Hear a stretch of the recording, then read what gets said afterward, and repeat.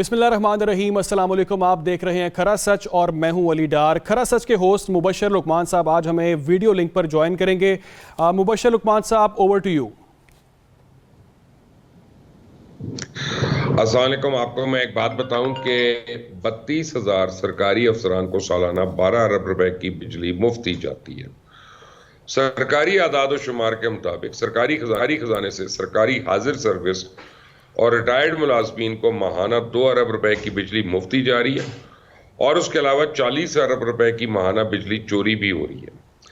2,40,000 सरकारी और रिटायर्ड मुलाजमीन को सालाना 24 अरब रुपए की बिजली मुफ्त दी जा रही है।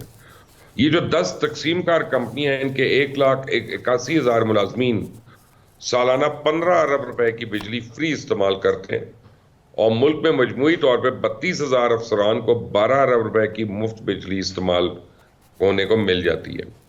ऐवान सदर के मुलाजमीन का हिसाब लगाएं कि 311 मुलाजमीन को 8 करोड़ के बिजली की यूटिलिटी बिजली बिलों की मदद में फंड्स मिलते हैं। ऐवान वजीर आजम के 445 मुलाजमीन के 14 करोड़ की यूटिलिटी बिजली बिलों की मदद में मिलते हैं। 3200 छोटी और आला अदालतों के जजेस और अमले को 35 करोड़ रुपए यूटिलिटी और बिजली बिलों की मदद में सालाना रकम दी जाती है।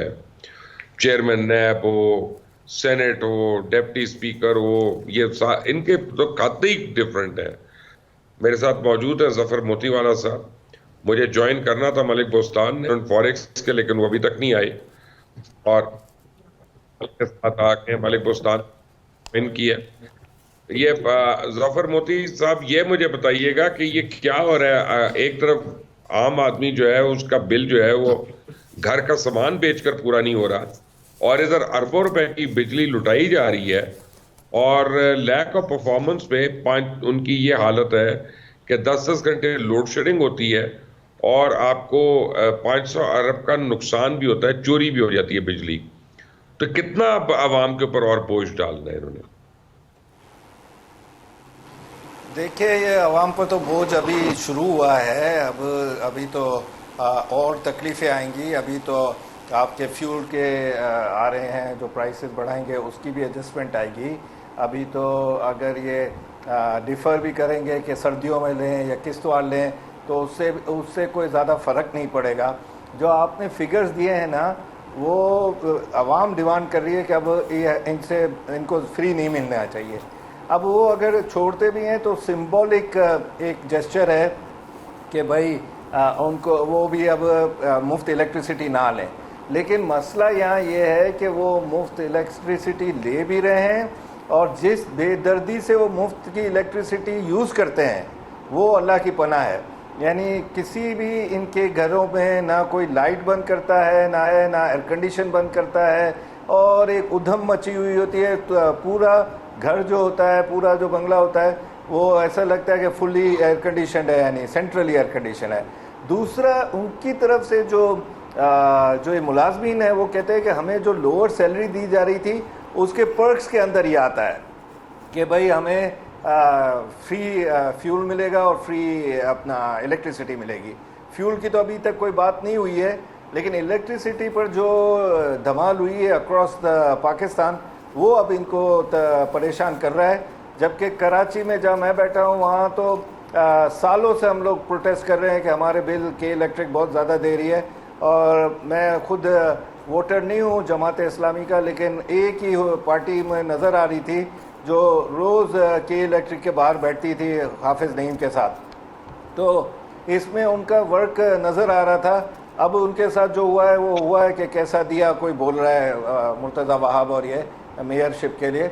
लेकिन ये कि उन्होंने काम किया था कि भाई ये हायर एंड के जो बिल्स हैं और इसमें जो टैक्सेस है और जो इसमें अलग पर्क्स हैं, रेडियो के भी लाइसेंस, टीवी के भी लाइसेंस, ये सब ख़त्म होने चाहिए। मलिक बोस्तान साहब, ख़त्म होने को तो अब मुझे ये पता चला है कि हुकूमत ने फैसला कर लिया है कि मनी चेंजेस को भी ख़त्म कर देना और मनी चेंजेस को अब इजाज़त ही नहीं रहनी 2 महीने के बाद कि वो फॉरेक्स में डील करें। क्या आप इसको डिनाई करेंगे, कंफर्म करेंगे, क्या कहेंगे? नहीं, ऐसी कोई बात नहीं, लेकिन हमने खुद वॉलंटियरली ऑफर दी थी पिछले दिनों। हुकूमत का ख्याल था कि हम जितने भी हैं बैंकों को ये देती है चाहे जिम्मेदारी, तो हमने कहा कि जी हम बिल्कुल तैयार हैं, मुल्क की खातिर लोग जान देते हैं, हम अपना कारोबार को हमारे से बैंक ले लें, हमारी जो वैल्यू है वो दे दें और बेशक चलाएं, हमें बड़ी खुशी होगी। अगर ना कामयाब हो गए फिर हमें वापस कर देना। हम इस वक्त एक्सचेंज में बड़ा अहम रोल अदा कर रही है, 5-6 अरब डॉलर मुल्क में लेके आ रही हैं, और पूरी पब्लिक को जो भी दे रही हैं, पूरे इदारों को भी दे रही हैं, ट्रेवलिंग का उम्रा हज सब ये हमारे ऊपर जिम्मेदारी है। लेकिन हमारे में इसमें कोई हरज नहीं, हम सब जो मुल्क है तो सब कुछ है, मुल्क के लिए अगर कोई कारोबार कुर्बान करना है तो कोई इतनी बड़ी कुर्बानी नहीं है। लेकिन हमने कहा बैंकों को ये कहें कि वो हमें इसके जो हमारी इन्वेस्टमेंट हुई है वो हमें दें, लेकिन मैं तो वो हमें बता रहा हूँ आसान हो। ये कंफर्म खबर है जो मैं आपको बता रहा हूँ, ये बंद होने जा रहे हैं। नहीं नहीं, ये बड़े अरसे से बात चल रही थी, ये पिछले 4 साल से चल रही थी, वो आज की नहीं है। लेकिन वो जब हमारी फिगर देखते हैं कि इतना पैसा इनके जरिए आता है, इतना आवाम को जाता है, ये सारा फिर इनको देना पड़ेगा तो कहाँ से लाएंगे। तो आप बंद भी कर दें तो हमें, तो मैंने कहा है ना कि हम वॉलंटियरली इसके लिए मुल्क के लिए कुछ भी हम कर सकते हैं। आज लाहौर में तो जी कहीं पे डॉलर, पाउंड, यूरो, दिरहम, ये चारों नहीं मिल रहे थे। ये कब तक आपकी चीजें काबू में आएंगी?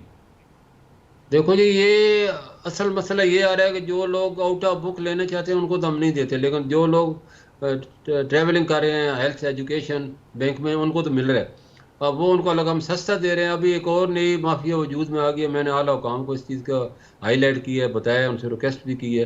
जितनी भी मनी चेंजर की बड़ी मार्केटें हैं, ख़ास तौर पे यहाँ माल प्लाजा है पिंडी में, और यहाँ जो बड़ी मार्केटें हैं वहाँ एक स्मगलिंग और हवाला माफिया के लोग आते हैं, पूरी पूरी वैगने भर के लाते हैं और बाहर फेरी लगाते हैं और पूरी आवाज़ें लगाते हैं, भाई 2 रुपये रियाल महंगा ले लो, 5 रुपये डॉलर महंगा ले लो, और लोगों को बेचारे अंदर ही नहीं आने देते, उधर से घेर के वो ट्रैवल एजेंसी बनाई हुई है, अपने शॉप बनाई हुई है, उधर ले जाते हैं। जब ऐसा हालात होगा तो हमारे पास सप्लाई बिल्कुल कम होगी, ख़त्म हो गई है। हमारा तो बिजनेस तकरीबन 90% क्लोज हो गए, लोगों के हाथ में चला गया। तो ये मैं हुकूमत को यही बार बार रिक्वेस्ट करता हूँ कि आप इसको सीरियस लें, इसको ये ना समझे कि छोटे छोटे लोग हैं, ये छोटे नहीं, अंदर से बहुत बड़े हैं, बड़ी माफी है। और इनको जो है बाहर खड़ा किया जाता है और उनको जो है पकड़े, उनके खिलाफ एक्शन लें। अगले दिन भी उन्होंने वहाँ छापा मारा FIR ने, लेकिन दूसरे दिन फिर वो आके खड़े हो गए। तो ये बड़े मसले हैं, ये बड़े, क्योंकि इस वक्त ब्लैक मार्केट का और हमारा रेट बहुत फ़र्क है। हम अगर आज डॉलर 222 में दे रहे थे तो वो 230 में दे रहे थे। तो ये इतना बड़ा फ़र्क है कि कोई भी आदमी वो उसके लिए तैयार हो जाता है उनके साथ काम करने के लिए। और लेबर को उठाते हैं और वो कहते हैं कितनी दिहाड़ी लेते हो, वो कहते हैं जी मैं 1000 रुपये दिहाड़ी लेता हूँ। बोला हम तुम्हें 5000 दें, चलो हमारे लिए ये बुराई करो। तो ये जब मुल्क में हालत हो जाए तो फिर क्या हाल होगा। और इस तरह इंटर बैंक में आप देखो ना, इतने गंभीर हालात हैं कि आप 1931 में आपके आपके और इसहाक डार के दावे थे कि हम 200 तक डॉलर को ले आएंगे, वो अब देखें कहाँ पे रुकता है जाके। देखो जुलाई में आप देख लें, डेटा हमारा देख लें, 200 320 से कम हो गए, 270 हो गया था। और आगे यही प्लान था, लेकिन उसके बाद IMF का मैदान के गले का फंदा बन गया और उन्हें कहा नहीं जी आपने जो है डॉलर को रोकना भी नहीं है, इंटरमीन भी नहीं करना है, और जो मार्केट का बॉर्डर ट्रेड का उन्होंने लफ्ज लिखा है, जो बॉर्डर पे ट्रेड हो रहा है डॉलर का रेट उस पर रखना है। और बॉर्डर पे ट्रेड तो आपको पता है, अफगानिस्तान बॉर्डर है या ईरान है, वहीं डॉलर कैश लेन देन होता है। तो वो तो इतना ज़्यादा है कि पाकिस्तान अफोर्ड ही नहीं कर सकता। ये महंगाई इतनी हो गई कि लोग बिजली के बिल जला रहे हैं, करके मैशत को ही नहीं जलाते हैं। पाकिस्तान के दुश्मन तो यही चाहते हैं कि अवाम आए और अपने अपने अमला को जलाए। ये भी अवाम से दरख्वास्त करूँगा, आप अपने अमला को जलाएंगे तो अपने घर के ही नुकसान करेंगे। तो आप खुदारा एहतजाज ज़रूर करें, लेकिन एहतजाज के नाम पे अपने अमलाक ने जलाएं, फिर वही बोझ आखिर आप पे ही आने। जो अशरफी है उसका तो 17 अरब डॉलर हड़प जाते हैं, उनको परवाह ही नहीं है। 73 करोड़ यूनिट जो है वो वापटा के और सरकारी मजदूर फ्री में खा जाते हैं, जैसे अभी फरमा रहे थे। तो इनको अलाउंस दिए जाए, इनको फ्री बिजली और पेट्रोल क्यों देते हैं आप लोग, उनको अलाउंस दे ताकि बचत भी करें। वैसे दिले रहे माले मुफ्त दिले दे रहे हैं वाले हिसाब इस वक्त। जफर मोदी साहब, इस तरह मुल्क नहीं चलेगा फिर, और कोई ज्यादा दिन नहीं चल सकता। देखिए जहर इस तरह तो बहुत ही ये जो अभी हमारे पास जो अभी मसला आ रहा है वो ये है कि कराची में भी जो आप 4 करेंसी का कह रहे हैं उसका फकदान हो गया है। और दूसरा ये है कि अब रूमर्स उड़ रही हैं कि अलग अलग प्राइसेस दे रहे हैं, जिसकी मर्जी है जो प्राइस दे। और तीसरा ये है कि मलिक बोस्तान साहब के साथ मेरे काफ़ी प्रोग्राम भी हुए हैं, मैंने इनको कहा भी है कि जब आप प्राइसेस नीचे दिखाते हैं ना तो मार्केटें मिसगाइड करने में चांसेस उनके बढ़ जाते हैं कि वो ज़्यादा दे रहे होते हैं। अब जब 308 रुपये मलिक बोस्तान साहब ने एक प्रोग्राम में कहा तो 312-15 में भी नहीं मिल रहा था यहाँ। तो ये प्राइसेस के कहीं वो जो भोले भाले पाकिस्तानी हैं वो फंस जाते हैं कि भाई वो 308 में अपना माल दे जाता है। अगर प्राइसेस सच दें और गवर्नमेंट के प्रेशर से ना, और जो है मार्केट प्राइस वो दिखाएंगे तो वो बेहतरी होगी। दूसरा बैंकों को देने का ये है कि अभी तो स्टेट बैंक ने खुद ही कहा है कि बैंकें इस मैनिपुलेशन में, इस डॉलर के बढ़ने में, इसमें अपने सट्टे में, अपने ट्रेडिंग में ये लोगों ने काफ़ी पैसे कमाए हैं और इनकी छानबीन हो रही है, लेकिन अभी कोई स्टेटमेंट और कुछ नहीं आया हुआ। तो मुल्क के चलने का मसला ये है कि वो जो गाना है शहजाद रॉय का, ऐसे ही चलता रहे, तो ये इसी तरह चलेगा। इसमें अब कोई चेंजेस आने की नहीं है, क्योंकि एजुकेशन यहाँ ख़त्म है, ब्रेन ड्रेन जो एजुकेटेड था वो शुरू हो गया है। बच्चे कश्तियों में मर रहे हैं कि लोग कहते हैं डिफ़ॉल्ट नहीं हुआ। मैं कई प्रोग्राम में कहा कि डिफ़ॉल्ट उसी टाइम हो गया जब आपके 300 बच्चे समंदर में मर गए।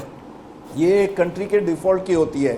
जिम्बाब्वे में भी ये हुआ है, ज़ैम्बिया में ये हुआ है, अफ्रीका के कितने नेशंस में ये हुआ है। अब तो हमारे मुल्क में ये हाल है कि उनको भेज रहे हैं अफ्रीका की लालच देकर कि अफ्रीका में तुम्हें जॉब दिलाएंगे।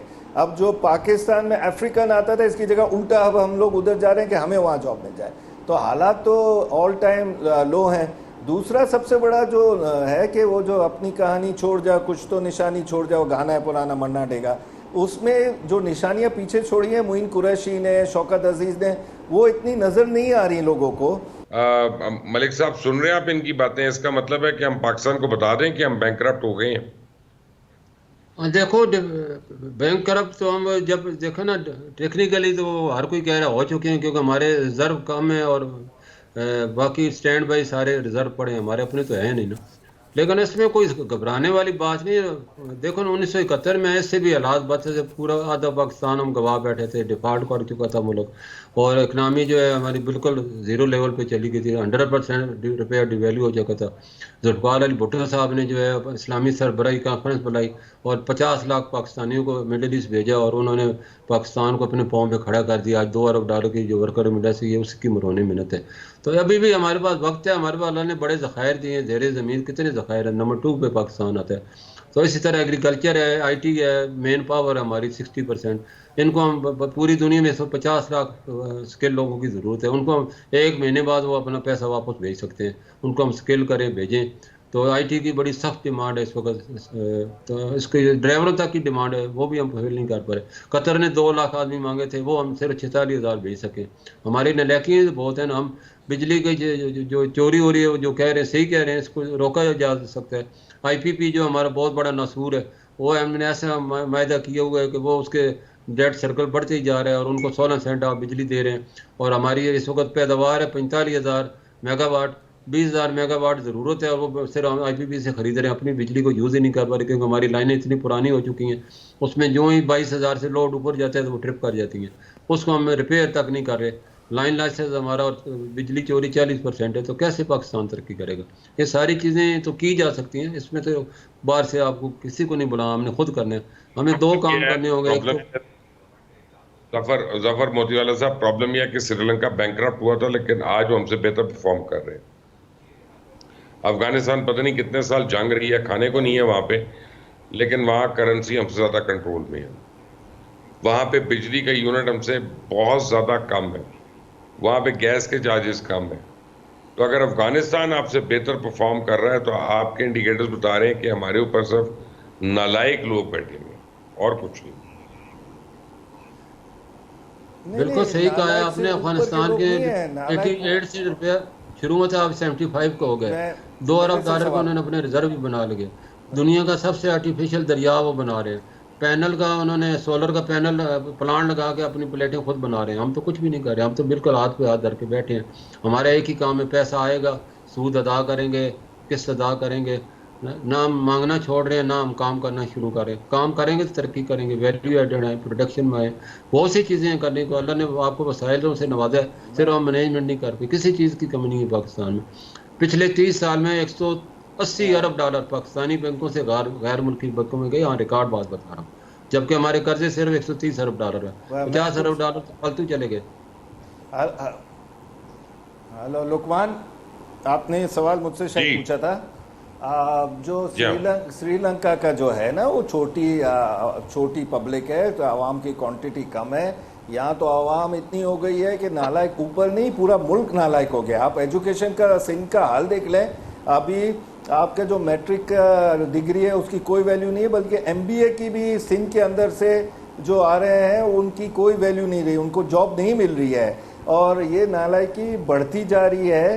दूसरा, अफगानिस्तान के अगर माइनिंग बंद है तो हमारे पास माइनिंग खुली हुई है। अगर हम माइनिंग करके, क्योंकि उनके पास 17 ट्रिलियन माल है, वही माल है जो हमारे पास है, अगर हम जल्दी से इसको स्टार्ट करें तो कुछ बेहतरी हो सकती है। तीसरा, जॉब क्रिएशन पाकिस्तान में बिल्कुल नापईद हो गई। पहले हमें बंडल पर बंडल आते थे तो हम इधर उधर जॉब स्टॉक एक्सचेंज में लगवा देते थे, किसी को चेंबर में लगवा देते थे। आज हम किसी को जॉब नहीं लगवा सक रहे, ना मीडिया में जगह है, ना इंडस्ट्रियों में जगह है। अच्छा, ये जो डॉलर बता रहे हैं कि ट्रैवलिंग के डॉलर हैं या अपना एजुकेशन के हैं, ये छोटी रकम है। कोई फैक्ट्री लगाने के डॉलर अवेलेबल नहीं है। कोई आप ये कहे कि मैं अब अपनी फैक्ट्री को एक्सपेंशन में ले जा रहा हूँ, वैल्यू एडिट कर रहा हूँ, तो वो एक्सपेंशन की मशीनरी खरीदने के लिए नहीं है। तो हमारे लिए तो मुश्किलात ये हैं कि हम उधर के आवाम को कहते हैं, नॉन रेजिडेंट पाकिस्तानियों को, कि भाई पैसे भेज दो, फिर तो आ जाते हैं, फिर थोड़ा टाइम चल जाता है, डिफर्ड हो जाता है, फिर वापस वो खड़े हो जाते हैं। अभी मैं कल ही ली क्वान की वो एक पुरानी तकरीर ब्लैक एंड वाइट सिंगापुर की देख रहा था। उसने उस टाइम के बांग्लादेश पर जो गार्डियन लिखता था लंदन में कि भाई ये तो परमानेंट ये डोनेशन पर ये मुल्क चले गए, कभी अपने पाँव पर खड़ा नहीं होगा। तो अब यानी 50 साल के बाद पाकिस्तान के लिए भी यही बातें हो रही हैं कि ये तो परमानेंट पर चलेगा, अपने पाँव पर खड़ा नहीं होगा। इसको पाँव पर खड़ा करने के लिए दो ही चीज़ें हैं। एक तो आप माइनिंग को फ्लरिश कराएं किसी भी तरह, और दूसरा, मैंने आपके प्रोग्राम में एक और कहा था कि अब ये जंग लड़नी शुरू करनी पड़ेगी। ठीक है, एक छोटी सी ब्रेक लेते हैं अली। यहाँ पे ब्रेक के बाद आते हैं तो हमारे मेहमान हमारे साथ ही होंगे।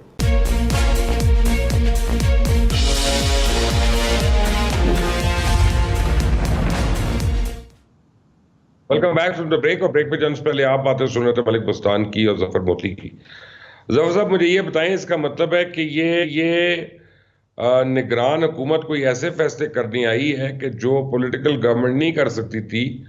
यानी मुझे लगता है कि हमारी जितनी मेजर कॉरपोरेशंस हैं वो अगले 2 महीने में बिकने वाली हैं। हालांकि उसमें एक बड़ा सीरियस प्रॉब्लम है, वो प्रॉब्लम मैं बाद में बताऊंगा, पहले आप मुझे जवाब इसका दे दें। देखिए, पहले भी इस तरह की हुकूमतें जब आई हैं तो उन्होंने सख्त डिसीजन लिए हैं। मोइन कुरैशी जब आए थे तो मैसिव, हमें तो पता भी नहीं था कि कौन प्लेन से उतरा है, और उसी टाइम मैसिव डिवैल्यूएशन हुई थी और तबाही यानी हुई थी। शौकत अजीज़ भी इंपोर्टेड आ गए थे उन्होंने तो माल भी ख़रीदना शुरू कर दिया। यानी उन्होंने कहा ये तो ओपन फॉर हंटिंग है मुल्क, और बिडिंग शुरू कर दी थी कई बड़े ऑर्गेनाइजेशंस की, इंस्टीट्यूशंस की, जो कुछ दोस्तों के साथ मिलकर।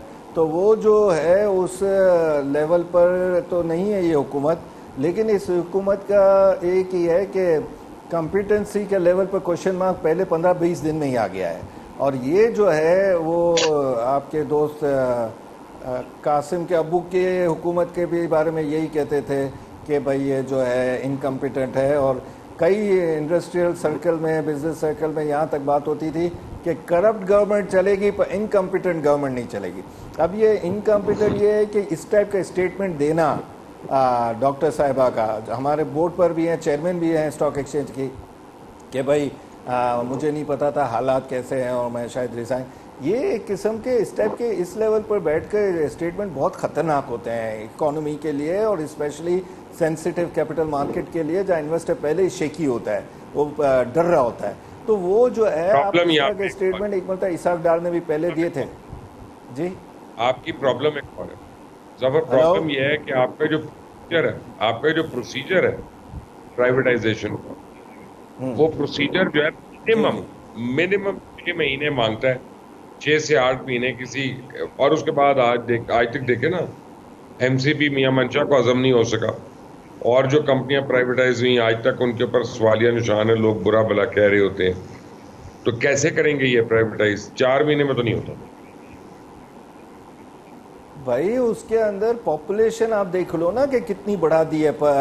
पीआई में पर प्लेन कुछ मेरे लास्ट हिसाब से मुझे पता चला था 800% है पर एयरक्राफ्ट, जबकि एवरेज दुनिया के 250%। उसको कैसे निकालेंगे? वो रोड पर आते हैं, रोज मसले करेंगे। स्टील मिल में तो अभी लोहे की चोरी के लिए अंदर के अंदर ही कोई मर्डर हो गया है, किसी को खबर नहीं है। अब ये स्टील मिल को प्राइवेटाइज करना या पीआई को प्राइवेटाइज करने में सबसे पहले ये मसला होता है। ये जो है ये यूनिट प्राइवेटाइज के फौरी तौर पर आज नहीं, कम से कम 10-12 साल पहले। जी, एसेंशियल सर्विसेज एक्ट कब काम आएगा? Potential of what? Essential services act जो आई कांट हियर यू। आप वो कब काम आएगा? हाँ भाई एक सरकार भाई के वो पास एक क्या आप मुबशिर क्या ये समझते हैं कि ये हुकूमत जो है इतनी एबिलिटी रखती है कि उस एक्ट को यूज़ करे? यही तो मुश्किल है ना कि किसी में है नहीं, पावर नहीं है कई हुकूमतों में, और कई हुकूमतों में कैपेसिटी नहीं है इंटेलिजेंस की। तो अगर ये दोनों चीज़ें कम होंगी तो ये प्राइवेटाइजेशन, अभी मिफ्ता ने कहीं पर कहा है कि भाई 18 अमेंडमेंट के बाद तो कितनी इंस्टीट्यूशंस हैं जो अपना फेडरल और के अंदर डबल हो रहे हैं, यानी इमिटेट हो रहे हैं, उनको बंद किया जाए तो ये किस तरह होगा? आप तो अभी तक आईपीपी से भी निगोशिएट नहीं कर सके।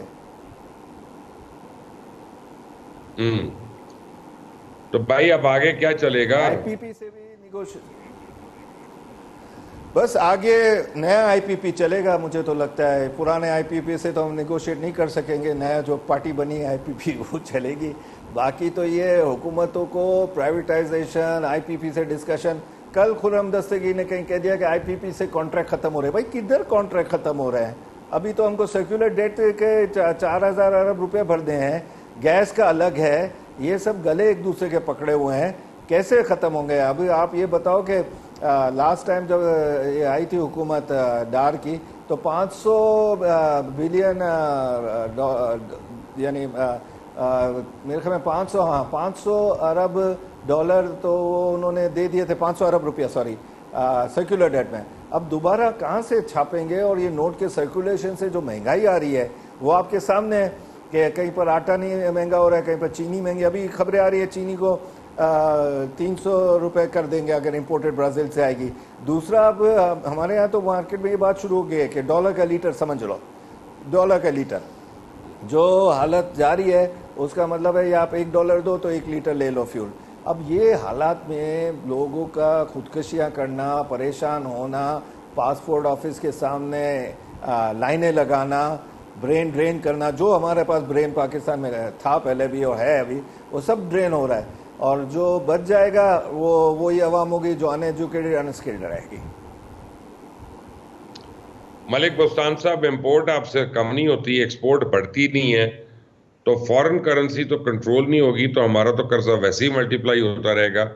इस साल हमको $60 अरब देना है, वो हम कहाँ से देंगे? वो मांग तांग की देंगे। अब यही हम जैसे पहले मांगते रहे, दोस्तों से मिलते करेंगे। और तो वैल्यू एडेड हम नहीं कर रहे, प्रोडक्शन हम नहीं बढ़ा रहे, एग्रीकल्चर हम नहीं बढ़ा रहे। अब जितने भी है इंपोर्ट को हमने बिल्कुल, IMF से मेरी भी मीटिंग हुई थी, मैंने उनसे एक सवाल का जवाब मांगा था। मैंने बोला जी आप बताएं, आप इतने PhD हैं, इतने आपके पास फाइनेंस मैनेजर बैठे हुए हैं, पाकिस्तान की इंपोर्ट है $6 अरब, एक्सपोर्ट है $2 अरब, $2 अरब आप हमें लोन भी नहीं देते थे, फिर हम आप कहते हैं नहीं जी इंपोर्ट भी बंद न करें, महंगाई कम नहीं करते हैं तो इंटरेस्ट रेट भी कहते हैं जी बढ़ाओ, इंटरेस्ट रेट बढ़ाएंगे तो महंगाई कैसे कम होगी? और अगर हम इंपोर्ट फ्री कंट्री कर देते हैं तो $8 अरब भी महीने के काम में, इतनी इंपोर्ट इतनी ज़्यादा है, हमारे लोगों को इतना चस्का पड़ गया बाहर की चीज़ों का, पाकिस्तानी चीज़ पे तो कोई हाथ ही नहीं रखता। अब हुकूमत ने ड्यूटियाँ बढ़ाई 400-600% की इंपोर्ट पे कि चलो लोग पाकिस्तानी चीज़ें खरीदें, बाहर की बाइकाट करें या ना खरीदें, महंगी होंगी। तो हमने वो चोर दरवाज़ा ढूंढ लिया, ख्वान ट्रांसपोर्ट वाला। अब सारा जितने भी पाकिस्तानी इंपोर्टर है वो माल मंगाता है और वहाँ कंटेनर उसके अफगानिस्तान जाते हैं, फिर वापस हमारे सारे स्टोरों में पड़ा है। तो इस तरह हम खुद भी तो सही नहीं होने चाहते। जब तक हम अपनी हालत नहीं बदलेंगे, अल्लाह भी कहते हैं ना, अल्लाह आपकी हालत नहीं बदलेगा। तो हम लोग एक तो काम चोर हैं, दूसरा हमें मुफ्त खोरे हैं, दूसरा आराम खोर इतने कि हर आदमी जो है नेकी की तरफ से जा ही नहीं रहा, हलाल की तरफ तो अब सफर ही नापैद हो गया। और जो ये जितने भी इस वक्त बिजली की चोरी हो रही है या जितनी भी चीज़ें टैक्स चोरी हो रही है, उसमें पाकिस्तान कैसे तरक्की करेगा? अब पाकिस्तान को अब इनडायरेक्ट टैक्स जो आप हर आदमी देते हैं, हालांकि वो चोरी हो जाता है। कुछ 2 बुकें हर बिजनेसमैन ने बनाई हुई हैं, हर सुपर स्टोर के 2 कंप्यूटर काम कर रहे हैं। वो जितने भी माल होता है अगर 1 करोड़ का बेचते हैं उसमें 10 लाख शो करते हैं, बाकी FBR वाले पैसा लेके चले जाते हैं। तो ऐसे मुल्क कैसे तरक्की करेगा? हमारी बचत देखें 12% है, इंडिया बांग्लादेश आपके की ख्याल में 30%। आप मुझे क्विकली बताएं, आपके ख्याल में मुल्क में इमरजेंसी लगने जा रही है?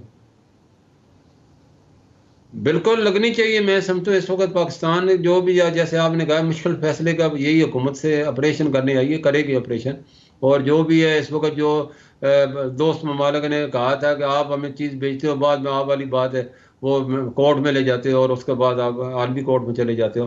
तो उन्होंने अब इनसे ये भी अंडरटेकिंग ली, कानून बन गया, बल्कि जो भी है अब प्राइवेटाइजेशन होगी उसकी कोई भी अदालत, कोई भी सूबा, कोई भी नोटिस नहीं ले सकता। वेल्थ फंड इन्होंने बना दिया है और उसकी जो किसी वक्त भी जो है बेटे जो ऑफर इन्होंने कबूल करनी और पैसे लेने हैं। इस तरह क्राउन प्रिंस आ रहा, अल्लाह करे कोई बड़ा मायदा हो जाए, जैसे अरामको ने एग्री किया कि वो पाकिस्तान में रिफाइनरी लगा रही है, तो रिफाइनरी भी लग जाती है तो फिर चाइना और दुबई ने भी कहा हम भी लगाएंगे। तो इस तरह जो इकनॉमिक काउंसिल बनाई गई है, इसको जो है इस वक्त एक्टिवेट करने की ज़रूरत है। ये अगर हो जाती है तो फिर भी हम बहुत कुछ कर सकते हैं। ज़ेर ज़मीन जितनी भी मादनियात हैं हम उसको फ़ायदा उठा सकते हैं। पाकिस्तान में अल्लाह का बहुत दिया है, लेकिन हम मैनेजमेंट की कमी है।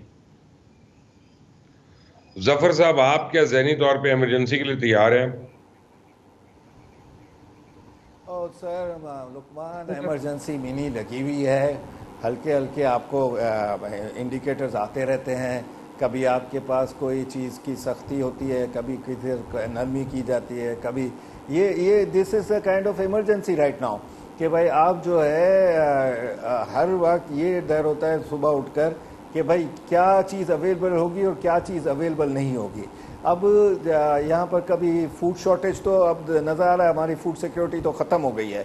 दूसरा फ्यूल के फिर अपना दूसरी आइटमों के भी जो चीज़ें हैं वो आप देख लें कि उसमें भी अब घबराहट है कि कब ख़त्म हो जाएंगी।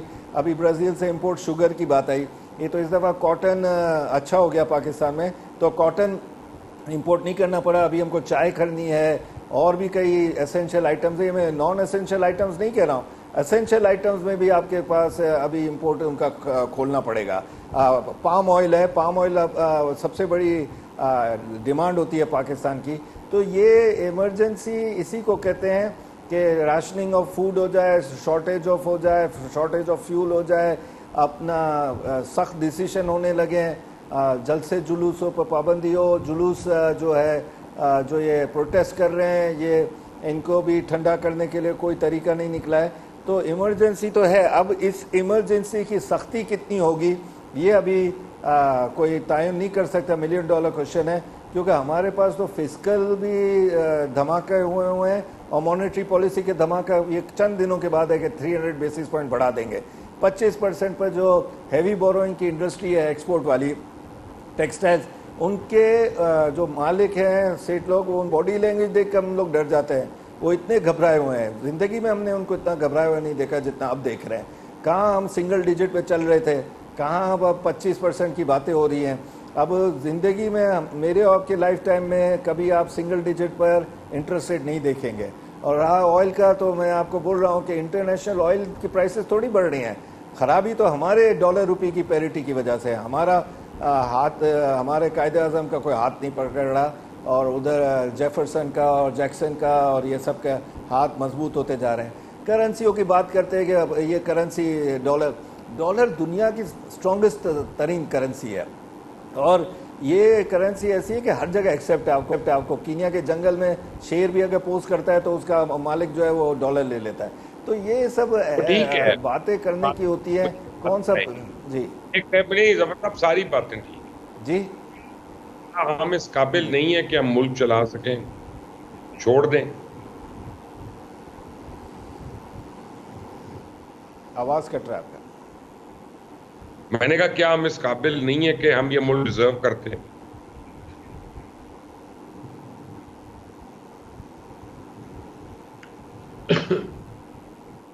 हेलो, मेरी आवाज, कैन यू हियर मी?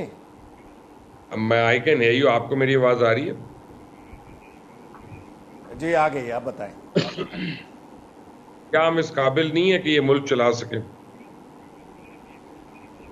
देखिए आजकल बड़ी वायरल हुई है एक एडवर्टाइजमेंट के, वो पाकिस्तान जाता है इंग्लैंड के पास के वापस ले लो, हमसे चल नहीं रहा है। नहीं अब तो हमको नहीं, पट्टे पर भी नहीं लेगा कोई। आप हाँ या ना में बताएं। क्या आप पूछ रहे, क्या इसी चलेगा तो सही। ये तो मैं इतना पेसिमिस्ट नहीं होता हूँ कभी, लेकिन चलेगा इसी तरह के रोज़ की स्कैंडल्स आएंगे, रोज़ मसाइल आएंगे, रोज़ करप्शन के नए बाजार खुलेंगे, नई मार्केटें खुलेंगी, रोज़ पता चलेगा कि इस पॉलिटिकल आदमी से ये निकला है और उसको। आप करप्शन को ही नहीं समझता। अगर सजा नहीं मिलनी तो फायदा क्या? मैं जी करप्शन को मैं अब इतना बड़ा मसला नहीं समझता हूँ जितना बड़ा मसला इनकम्पिटेंस का है। ये करप्शन जो है उसको हम केटर करते आ रहे हैं सालों से, इनकम्पिटेंस तो अभी नज़र आनी शुरू हुई है। और ये सब है आप लोग के मीडिया, सोशल मीडिया का जो स्पीडली पॉइंट आउट कर लेना है ना, ये नए जो निशानियां छोड़ रहे हैं, कहानियां छोड़ रहे हैं, इनको समझ ही नहीं आ रहा कि अब वो वक्त आ गया है नहीं मोइन कुरैशी के टाइम का, शौकत है के बाद दब जाए। मैं आपको दोबारा कह रहा हूँ, आपके प्रोग्राम में अभी कहा कि आपने कभी सोचा था कि आपको ये डेटा मिलेगा कि वापडा का कितना आदमी कितने इलेक्ट्रिसिटी के वो फ्री ले रहा है, या ये कि अपने कितने जो ये तारों पर बच्चों की शिफ्टिंग हो रही है, उस पर कहते हैं नए लगाओ। भाई पैसे नहीं है नए लगाए, इंफ्रास्ट्रक्चर आपका बैठ गया है।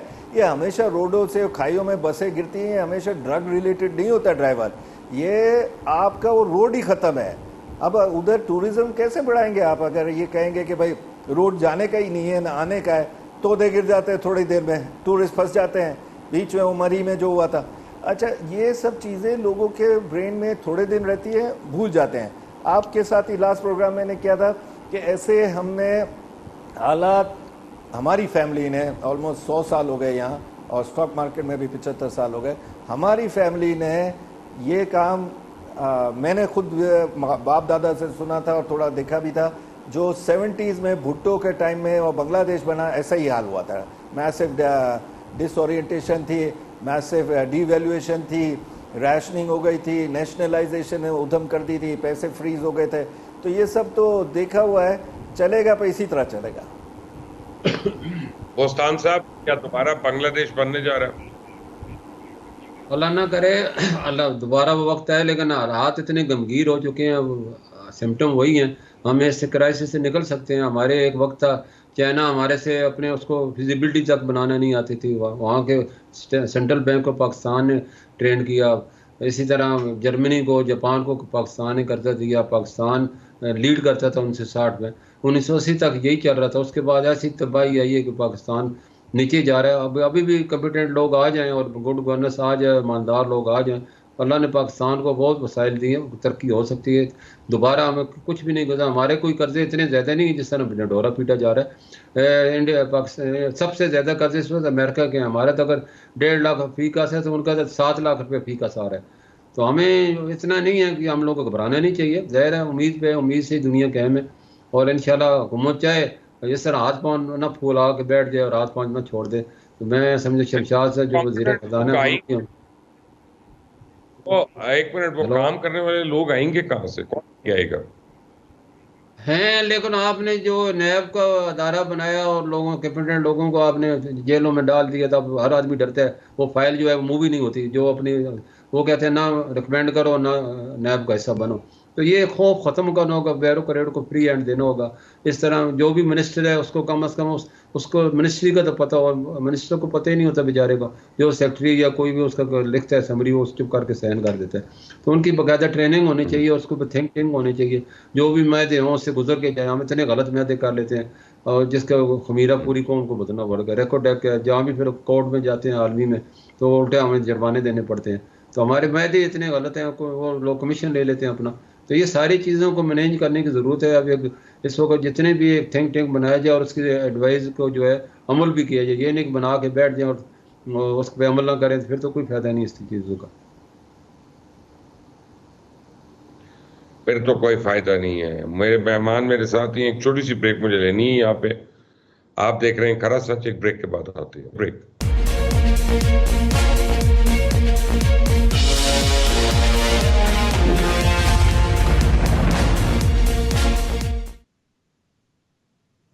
Welcome back from the break.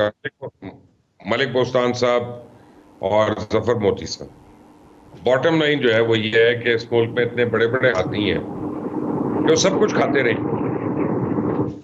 और अभी भी उनका पेट खाली है, उनको और खाना है, तो हमारे लिए तो कुछ रहा नहीं है। बॉटम लाइन ये है कि इस मुल्क में कोई इदारा, कोई ऐसे 10 अफराद किसी इदारे में नहीं है जिनको हम कह सकें कि वो सही काम कर रहे हैं, या वो इदारा जो 50% भी सही काम कर रहा है। हालत यह है कि गैर आईनी, गैर कानूनी बात आपको बताता हूँ। जफर साहब आप मुझे इसका पहले बता दीजिएगा कि हमारे बिजली के बिलों में इनकम टैक्स आ रहा है। ये गैर आईनी, गैर कानूनी बात नहीं है तो और क्या है, क्योंकि एफबीआर का इदारा हमसे ले रहा है, हमें टैक्सेस चार्ज कर रहा है, तो उस टैक्स के बाद इसको कैसे चार्ज कर सकता है? फिर बिजली के बिल में उस टैक्स के ऊपर दोबारा से मजीद हमें कोई सरचार्ज लगा होता है उतने % का, वो किस मद में हो रहा है? तो यहां कोई पूछने वाला नहीं है, तो ये कैसे चलेगा निजाम? मुझे समझाएं, बस आप सिर्फ ये समझाएं। देखे पूछने वाले बहुत हैं लेकिन जवाब देने वाला कोई नहीं है। They don't want to answer. इनसे जो भी पूछा जाता है तो मना कर देते हैं। अभी बहुत शोर हुआ इन टैक्सेस के ऊपर, तो उन्होंने कहा अगर आप फाइलर हैं तो रिबेट ले लें। अब ये पूरा प्रोसीजर चलाएं और एक बाबू रखें कि भाई ये बिल आया है अपना, इसमें से 7% जो है एफबीआर से वापस रिबेट मांगो। कौन देता है यहाँ पर? आपको पता है क्या हालात है। रिबेट सालों से जो असली काम करते थे, मैं नकली काम वालों का नहीं बोल रहा, असली एक्सपोर्ट करते थे उनको नहीं मिला है।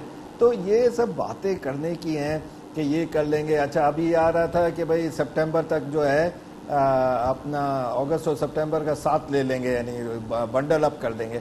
ये उस टाइप की बातें हैं जो बचकाना लगती हैं इंटरनेशनल लॉ से। और ये जो आप गैर आइनी और गैर कानूनी कह रहे हैं, तो यहाँ पर आइनी अभी चल क्या रहा है? अभी आप ये देखें कि इस वक्त हर तरफ अफरा तफरी है, हर तरफ यही बात हो रही है कि हम आइन के साथ खड़े हैं या नहीं हैं, और आइन कहाँ पर खड़ा है, क्या दे रहा है, क्या सिक्योरिटी दे रहा है अपने सिटीजन्स को। किसी को बात करने का ही नहीं है। ये बच्चियों का मर्डर, ये छोटी बच्चियाँ, ये घरों के अंदर तशद्दुद, ये देख देख कर टीवी देखने में तबीयत ख़राब हो जाती है। वो अरशद के प्रोग्राम में था, अरशद शरीफ के मरहूम के, तो उसने कहा कि वो लास्ट प्राइम मिनिस्टर कहता है घबराना नहीं है। मैंने कहा अगर घबराना नहीं भी है तो डर तो सकता है ना आदमी, सहम तो सकता है। अगर डरना घबराना नहीं है, अगर एक स्टेज नीचे में तो हम पहुंच गए थे उस टाइम भी। अब मुझे जब भी ऐसे हालात होते हैं तो मुशर्रफ का टाइम याद आता है। इसी सेंचुरी की बात है। 4 आपको फिगर देता हूँ। 2.5% का इंटरेस्ट रेट, 60-61 रुपये का डॉलर, अपना जीडीपी पर क्वेश्चन आता था, लेकिन जीडीपी 7% से तो ऊपर रही थी। और आखिर में सेल्फ असेसमेंट के लिए होती थी तो लोग लाइनों में लग कर टैक्स पेयर और फाइलर्स बन रहे थे। अभी आप देखिए इस दफ़ा बजट में नॉन फाइलर्स को कितनी मराद दे दी। 20% जीडीपी में है एग्रीकल्चर, लेकिन उनसे अगर टैक्स देखे कि वसूली क्या है तो ½ % भी नहीं है। उनको मराद दी जा रही है। जो फाइलर है, इंडस्ट्रियलिस्ट है, वो सब बेचारे खाली बैठे हैं। 14 से 15 हज़ार हाई एंड के बिजनेसमैन, इंडस्ट्रीज़ और इंस्टीट्यूशंस वो पूरे 24-25 करोड़ आवाम का बोझ उठा रहे हैं। दुनिया में ये फिगर भी नहीं है। फिस्कल पॉलिसीज में देखे, मॉनेटरी पॉलिसी में खसारे, फिस्कल पॉलिसी में इतना बड़ा खसारा, करंट अकाउंट को सही कर दिया है।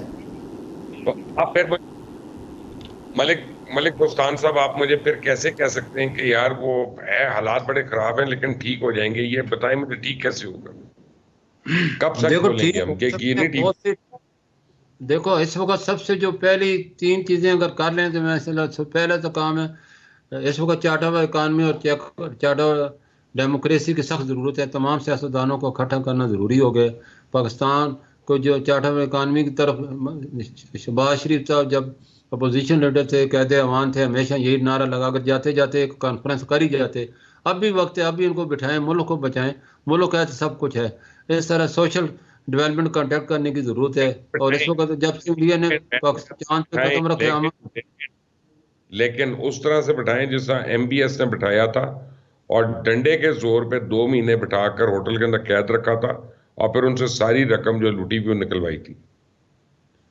हाँ, ये तो देखो मुख्तलिफ जनरल पाक था कोरिया का, उसकी मैं आपको बताता हूँ। उसने जब जितने भी बिजनेसमैन थे उसने कहा, सबकी दावत दी, कहा आज का खाना मेरे पास है, आपको जितने भी करप्ट लोगों की उन्होंने लिस्ट बनाई हुई थी। जब वो उसके घर बड़े टाई शाई पहन के गए और उसने इन सबको जेल भेज दो। वो जब जेल 1 महीने के बाद फिर बुलाया, आज फिर खाना है आपका, तो वो बड़े पता नहीं आप जेल से पता नहीं कहाँ भेजेगा। उसने बड़ा उनको खाना दिया, खुद बड़ी उनकी खातिर तवाज़ा की और बोला कौन से सलूक चाहिए, जेल वाला या ये वाला? बोला सर ये वाला चाहिए। बोला फिर इधर बैठ जाओ, अपने पैसे लेके आओ, जिसके पैसे आ जाएंगे वो घर चला जाए, तो उस वक्त तक मेरा मेहमान है। तो हमें भी ये कहानी दोहरानी पड़ेगी, तभी पाकिस्तान बचेगा। क्यों जी अपना मोती साहब, पाकिस्तान आपके ख्याल में बच रहा है? जफर मोती है, बच जाएगा, लेकिन ये है कि हमें हर रोज़ एक कोशिश करनी पड़ेगी। ये डे टू डे के मामले पर अब चल रहा है पाकिस्तान। ये मंथ टू मंथ और ईयर टू ईयर की तो आप बात भूल जाएं। रोज़ आपके पास है ना एक प्रोग्राम करने के लिए मटेरियल इतना होगा कि आप सोचोगे कि भाई मैं आज इस सब्जेक्ट पर प्रोग्राम करूं या उस सब्जेक्ट पर करूं। आप ये जो बातें सख्तियां करके, MBS के पास ऐसे अथॉरिटीज़ थी कि वो इस तरह के काम कर सकता था। इससे पहले स्टालिन तो जब उधर फूड की सिक्योरिटी ख़राब हो जाती है, फूड सप्लाई शॉर्टेज हो जाती, तो जितने एग्रीकल्चर होते थे सबको बेस्ट में बता देता था कि जब तक सॉर्ट आउट नहीं करोगे सप्लाई तब तक आप जा नहीं सकते हो। वो बैठे हुए और वो कर रहे हैं। पुतिन ने अभी थोड़े दिन पहले अपनी ओलिगार्की को सेट किया, और बड़ा मशहूर वो कि वो पेन लेकर जा रहा था जो साइन की थी, वो इंडस्ट्रियलिस्ट था, एक इंडस्ट्री में झगड़ा हो गया था वो बड़ी फैक्ट्री में, तो वो उसने पुतिन ने कहा कि मेरी पेन तो वापस कर जाओ, यानी वो भी वो लेकर जाने के चक्कर में था।